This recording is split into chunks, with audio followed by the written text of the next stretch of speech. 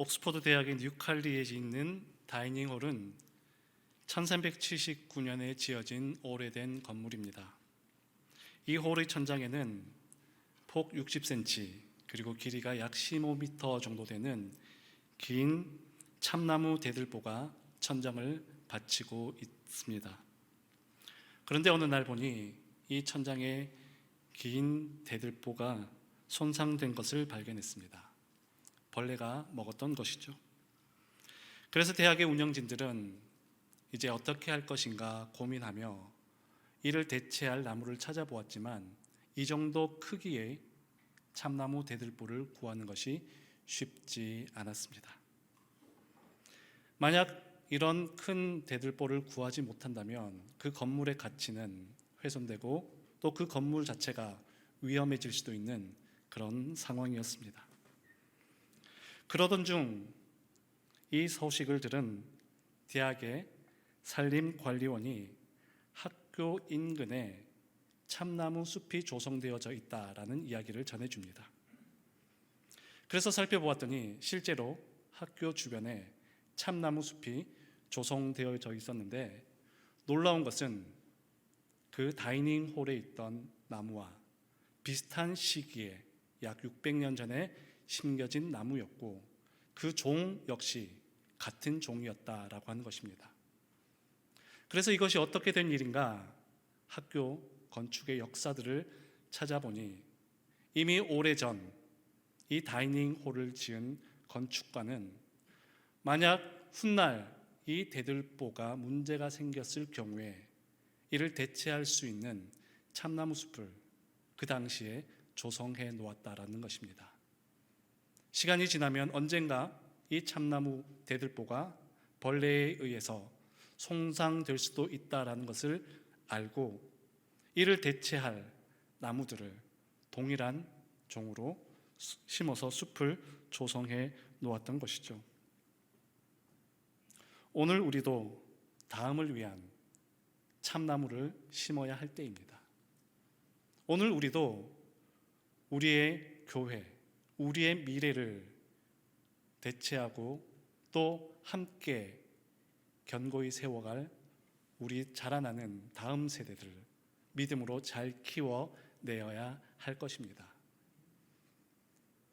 하나님께서 세우신 이 상남교회 다음 세대를 위해 우리 미래 세대를 위해 열심히 기도하고 가르치시는 한 분 한 분의 선생님의 삶이 또 우리 교회의 귀한 가치와 목표가 바로 이 참나무를 심는 그런 건축가의 마음이 아닌가 생각해 봅니다.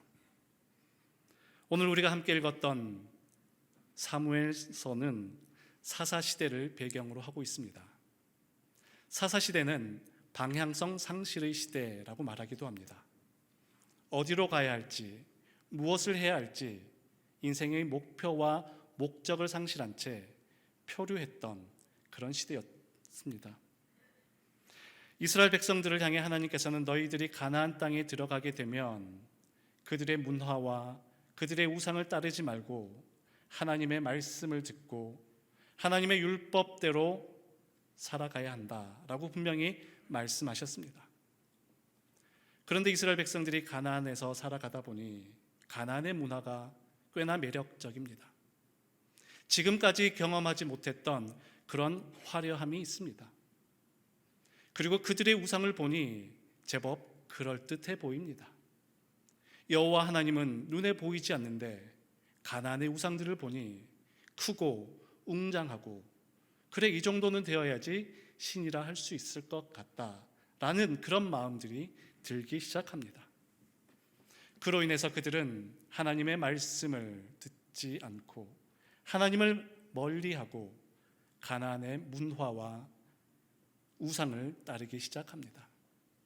하나님께서는 여러 믿음의 사사들을 보내어 하나님께 다시 돌아오라, 다시금 돌아오라 말씀하시고 가르치시고 기회를 주었건만 이스라엘 백성들은 그럴수록 더욱 멀리합니다.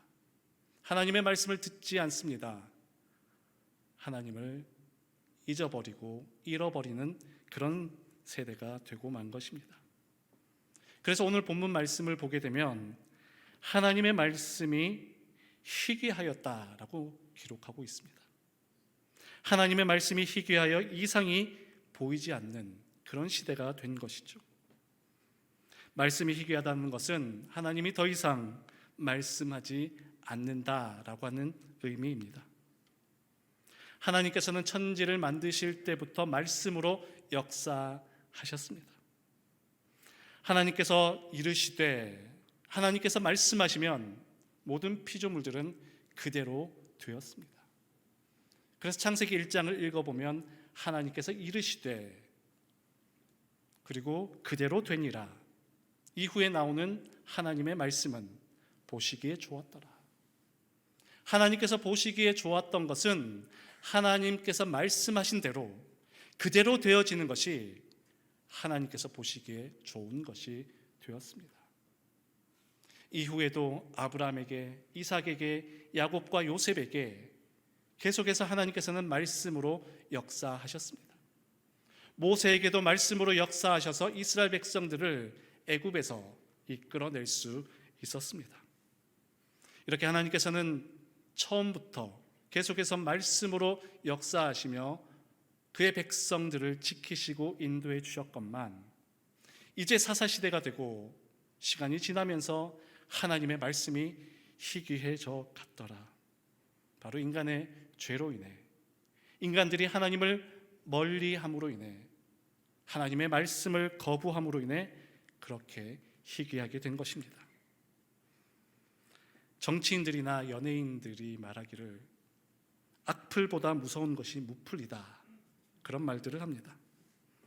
비난이라도 받는다면 그 존재를 기억하겠지만 무플, 사람들에게 잊혀져 가는 것, 아무런 반응을 보이지 않는 것이 더욱 무서운 일이라는 것이죠. 하나님께서도 이전에는 이스라엘 백성들을 꾸짖기도 하셨습니다. 벌을 내리기도 하셨습니다. 그 역시 하나님의 사랑의 방법이었죠. 꾸짖는 것도 하나님의 사랑이었고 벌을 주시는 것도 하나님의 사랑의 방법이었습니다. 그런데 이제 더 이상 말씀하지 않는 것, 어쩌면 더 무서운 하나님의 징벌인지도 모르겠습니다. 오늘 우리 사회도, 우리가 살아가는 이 세상도 어쩌면 하나님의 말씀이 희귀해지는 그런 세상은 아닌가 생각해 봅니다. 오늘 우리가 살아가는 이 세상의 많은 사람들이 사사시대처럼 방향성을 상실한 채 무엇을 위해 살아가야 하는가, 무엇을 바라보고 가야 하는가, 인생의 목표와 방향성을 잃어버린 채 이리저리 표류하는 사람들이 참 많이 있습니다. 세상의 지식, 세상의 정보에는 매우 큰 관심을 보이며 빠르게 대응하지만, 시대의 유행에는 매우 민감하게 반응하지만, 하나님 말씀에 대해서는 어느새 우리가 너무 둔하여진 것은 아닌가, 하나님으로부터 우리가 너무 멀어진 것은 아닌가 자신을 돌아보아야 합니다. 하나님 말씀이 희귀해졌다면 우리의 마음을, 우리의 삶을 다시 말씀 앞으로, 다시 하나님 앞으로 돌이켜야 합니다. 하나님의 말씀을 가까이 할 때 우리의 삶이 다시 회복되고, 하나님께 가까이 할 때에 우리의 잃어버렸던 삶의 목표와 가치를 다시 찾을 수 있습니다. 한 남자가 한 여자를 사랑했습니다. 그런데 직접 찾아가서 고백할 용기는 나지 않았던 것 같습니다. 그래서 이 남자는 편지를 쓰기로 계획합니다. 날마다 하루도 빠짐없이 이 남자는 자기가 사랑하는 여인에게 편지를 씁니다. 이 여인이 누구와 결혼을 했을까요? 날마다 편지를 전해주었던 우체부와 결혼을 했답니다. 자주 만나야지 가까워집니다. 자주 만나야지 우리는 그 사람의 마음을 읽을 수 있고 얻을 수 있습니다. 우리는 날마다 하나님 말씀 앞으로, 우리의 삶을 하나님 말씀 앞에 세워나갈 때에 진정으로 복된 우리의 삶이 될 것입니다. 오늘 2절 본문 말씀을 보게 되면 그 당시 세상이 얼마나 어두웠는가를 잘 보여줍니다. 당시 대제사장이었던 엘리의 눈이 점점 어두워가서 앞을 잘 보지 못했다라고 말씀하고 있습니다. 성경에서 눈이 어두웠다 혹은 눈이 밝다라고 하는 것은 신체적 기능을 넘어서는 영적인 의미를 가지고 있습니다. 엘리가 눈이 어두워졌다라고 하는 것은 신체적 기능이 떨어진 것을 넘어서서 그의 영적인 눈이 어두워졌고 영적인 판단력이 흐려졌다라는 것을 의미합니다.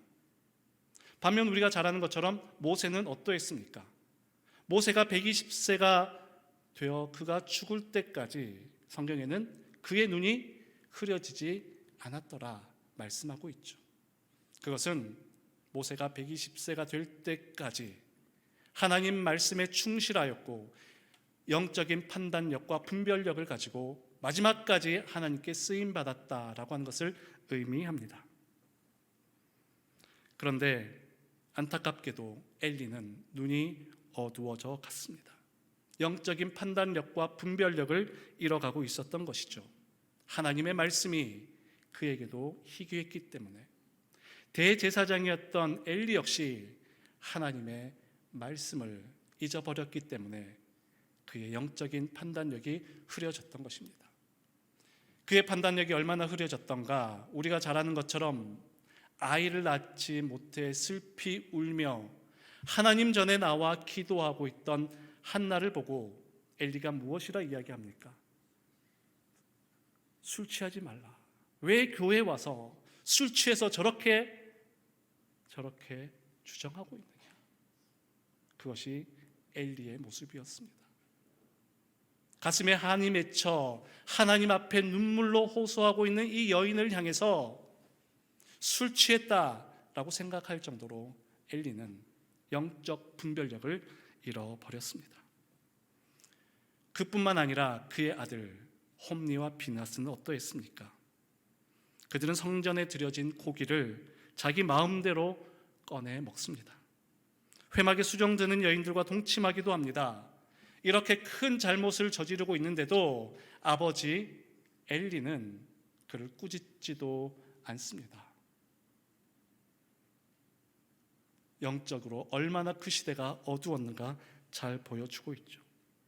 이러한 홈리와 비나스를 향해서 성경에서는 행실이 나빠 여호와를 알지 못했다라고 기록합니다. 여호와를 알지 못했다. 아버지가 대제사장이었고 그의 아들 홈리와 비나스 역시 제사장이었습니다. 성전에서 일을 합니다. 그러했기 때문에 어떻게 제사를 드려야 하는지 그 방법은 잘 알고 있습니다. 율법도 잘 알고 있었을 것입니다. 성전 관리를 어떻게 해야 하는지, 예배는 어떻게 드려야 하는지 홈리와 비나스 분명히 잘 알고 있었을 것입니다. 그런데 성경에서의 판단은 여호와를 알지 못했더라. 그들은 직업적으로 제사장의 직을 어떻게 해야 하는지 알 뿐이었습니다. 그냥 어려서부터 익숙한 모습대로 성전에서 예배는 드려왔습니다.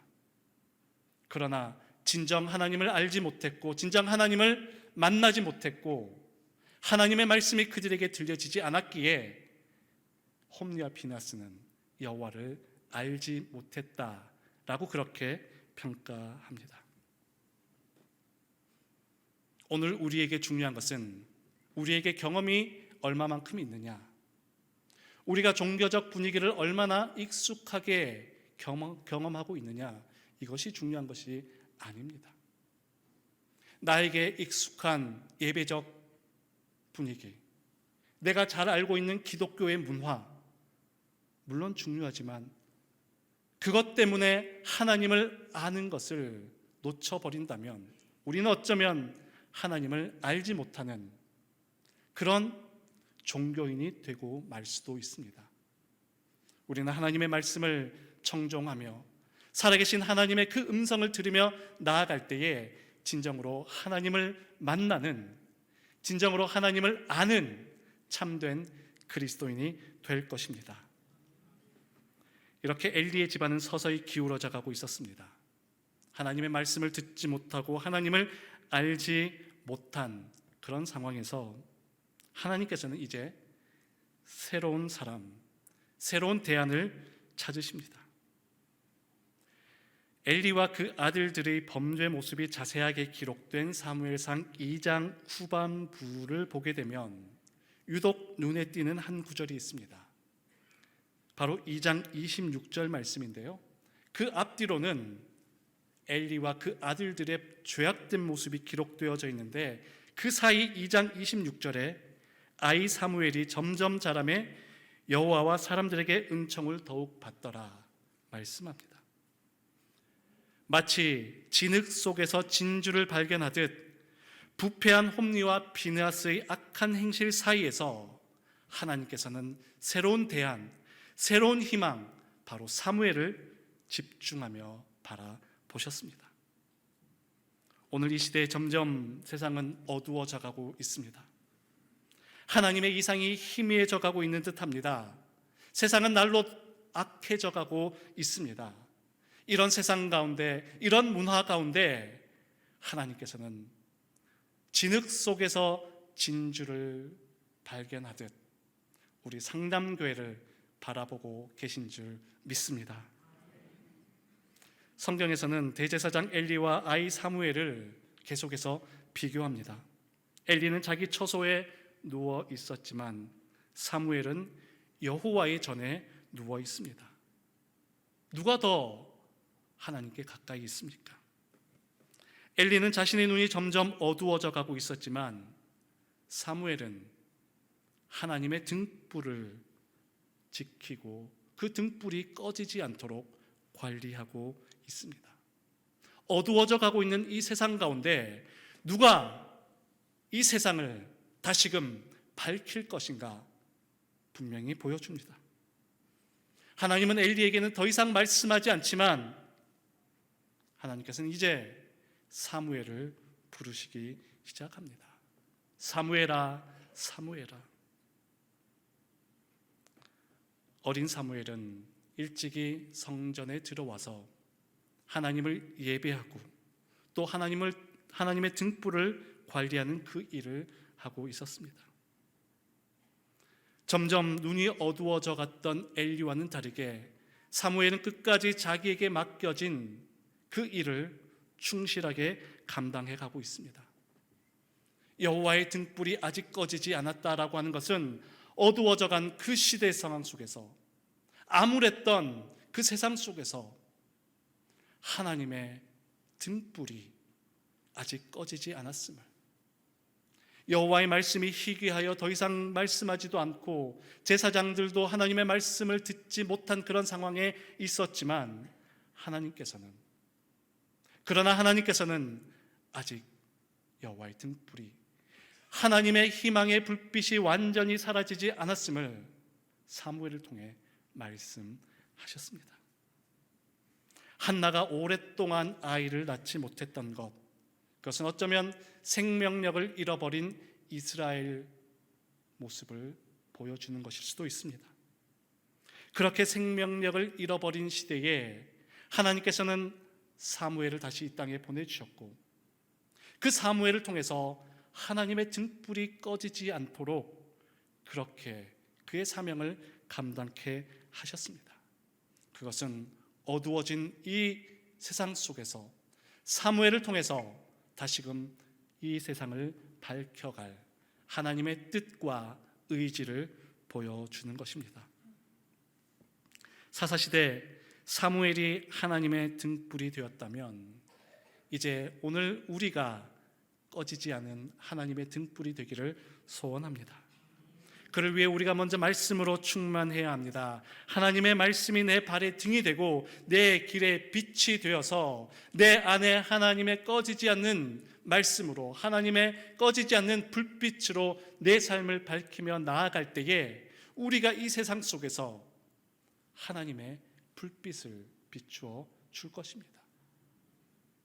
우리 상남교회가 이 시대 상황 속에서 꺼지지 않는 등불이 되어 세상에서는 악하다고 말하고 세상에서는 희망이 없다고 말하고 가능성이 없다고 말하는 이 시대 상황 속에서 우리 상남교회가 아직 꺼지지 않은 하나님의 등불을 환히 비춰주기를 소원합니다. 이주호 집사님이 작사하고 해바라기가 노래한 사랑으로라고 하는 노래를 다 잘 아실 것입니다. 대중가요로 많은 사랑을 받았지만 이주호 집사님은 신실한 그리스도인으로서 그의 노래를 통해 세상에 희망을 주고자 노력했습니다. 1988년 서울 올림픽이 열리던 해 어느 환경미화원이 라면 값이 없어서 자살을 기도했다라는 기사를 읽고 이주호 집사님이 큰 충격에 빠졌습니다. 올림픽이 열릴 정도로 우리나라가 이렇게 잘 살게 되었는데 아직까지 우리 주변에는 이렇게 가난하고 힘든 사람이 많이 있구나. 여전히 세상은 어둠과 절망이 가득하구나. 이런 세상 가운데 어떻게 하면 다시 희망을 줄 수 있을 것인가? 그렇게 고민하던 중 그가 어느 날 예수님의 성화를 보고 서 있으면서 하나님의 큰 감동을 받았다고 합니다. 사랑으로 노래는 멜로디는 이미 오래전 만들어 놓았지만 그에 어울리는 가사는 몇 년째 쓰지 못했다고 합니다. 그러다가 예수님의 성화를 보면서 예수님의 그 따뜻한 미소 속에 하나님의 감동을 받고 단 몇 분 만에 가사를 기록하기 시작합니다. 내가 살아가는 동안에 할 일이 또 하나 있지. 바람 부는 벌판에 서 있어도 나는 외롭지 않아. 그러나 솔잎 하나 떨어지면 눈물 따라 흐르고 우리 타는 가슴마다 햇살은 다시 떠오르네. 아, 영원히 변치 않으리 우리들의 사랑으로. 어두운 곳에 손을 내밀어 밝혀주리라. 죄송합니다. 계속 더 부르고 싶네요. 이렇게 세상 가운데 하나님의 사랑으로 세상을 밝히고자 이주호 집사님이 노력했던 것입니다.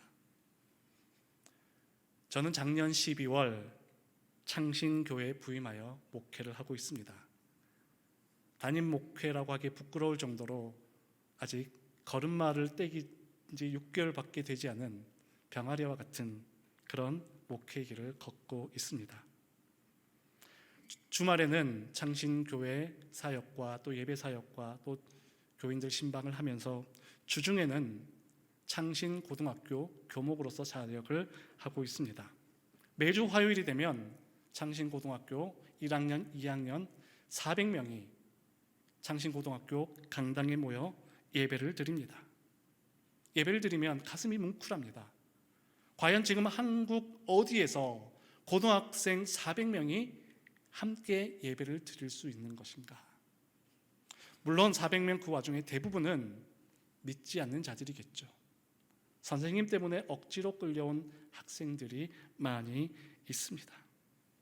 학교에서 해야 한다고 하니 그냥 그렇게 참고 앉아 있는 것도 매우 고맙습니다. 얼마 전 학교를 걸어가고 있는데 한 학생이 저를 보고 노래를 합니다. 아버지 사랑 내가 노래해, 아버지 은혜 내가 노래해, 그 사랑. 이렇게 저를 보면서 찬양을 합니다. 저를 보고 아는 체를 하며 먼저 말을 걸어온 것입니다. 반가운 마음에 저도 다가가서 인사를 했습니다. 너 어느 교회 다니니? 그랬더니 그 옆에 있던 친구가 이야기합니다. 목사님, 얘 교회 안 다녀요. 얘 불교예요, 불교. 깜짝 놀랐습니다. 야, 너 불교인데 그 찬양 어떻게 해? 제풀 때마다 매주 들으고 매주 부르니까 저도 모르게 목사님 보니까 그냥 나오게 됐어요. 나도 왜 그런지 모르겠어요. 대부분 학생들은 그냥 생각 없이 앉아 있는 줄 알았습니다. 억지로 끌려와 있는 줄 알았습니다. 그런데 교회를 한 번도 다녀보지 않았던 그 아이 입술에서 아버지 사랑 내가 노래해. 제가 드렸던 어떤 찬양보다 하나님께서 더 기뻐 받으셨을 것이다. 저는 그 순간 확신했습니다. 제가 드렸던 그 어떤 찬양보다 어쩌면 자기도 모르게 본능적으로 저를 보면서 튀어나왔던 그 가사의 고백을 하나님께서는 귀하게, 어떤 그 누구의 고백보다도 더 귀하게 받아주셨을 것이다. 저는 확신했습니다. 결코 이 일이 헛된 것이 아니구나. 지금 당장 이 학생들이 어떻게 변화되고, 지금 당장 이 학생들이 교회 등록하고 교회에 나가고 비록 이러지는 않을지라도 이들이 자라서 훗날 그들의 삶을 돌이켜본다면 학교 체프를 통해서 하나님이 나에게 말씀하셨고 나에게 다가오셨구나, 하나님의 사랑을 분명 깨닫게 될 것을 확신합니다. 참 감사한 것은 이 귀한 사역에 우리 상남교회가 함께하고 있다는 것입니다. 저는 오늘 이 자리에 빚 갚는 심정으로 달려왔습니다. 매주 수요일이 되면 창신중학교 채플이 열려집니다. 창신중학교 200명이 전교생이 한 자리에 모여서 예배를 드리는데, 그때는 우리 상남교회 목사님들이 오셔서 매주마다 말씀을 전해 주십니다. 매주 그 말씀을 듣고 우리 창신중학교 학생들이 하나님을 알아가고 있습니다. 우리 상남교회 목사님들이 청소년 설교도 얼마나 잘하시는지, 사실 저는 청소년 설교를 한 지가 너무 오래됐습니다. 감을 잃어버렸습니다.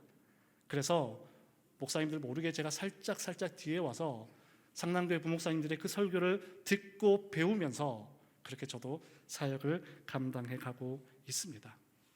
그뿐만 아니라 창신학원의 장학금과 또한 이번에 창신학교에서 호주 선교 기념관을 건축하는 데도 큰 힘이 되어 주셨습니다. 이미 우리가 잘 아는 것처럼 경남 이 지역은 120년 전 호주 선교사에 의해 복음의 씨가 뿌려졌습니다. 제가 사역하고 있는 창신중학교, 창신고등학교 역시 호주 선교사에 의해 세워진 그런 학교입니다. 그래서 그 사역과 호주 선교사님들의 그 믿음과 헌신을 기억하고자 이번에 호주 선교 기념관도 세우게 되었습니다. 그뿐만 아니라 우리 상남교회가 이 지역 사회를 위해, 자라나는 우리 다음 세대를 위해, 한국 교회를 위해 여전히 꺼지지 않은 하나님의 등불을 들고 앞장서 주고 있는 것을 볼 때에 얼마나 감사한지 모르겠습니다.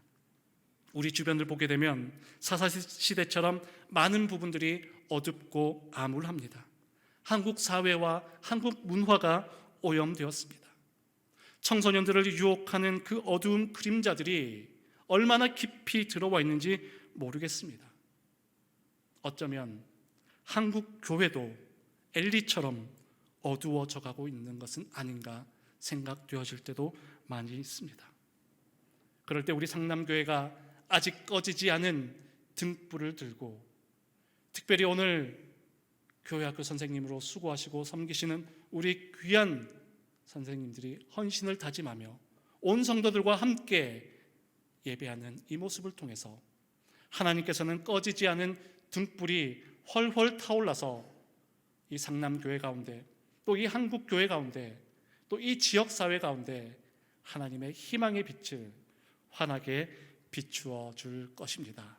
꺼지지 않은 등불, 우리 상남교회가 되어서 하나님 나라의 귀한 대들보, 하나님 나라의 귀한 등대가 되어지길 간절히 축원합니다.